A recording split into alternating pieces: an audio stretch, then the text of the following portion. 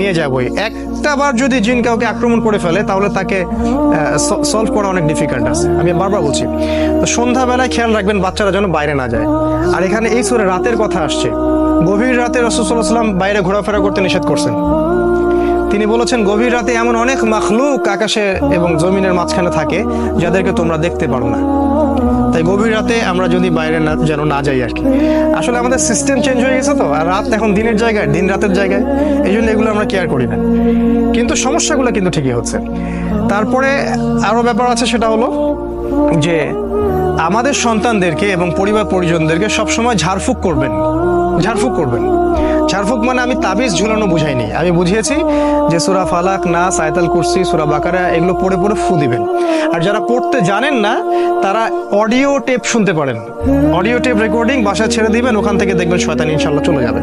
আপনি যদি কোরআন পড়তেও না জানেন, আমার রিকোয়েস্ট হচ্ছে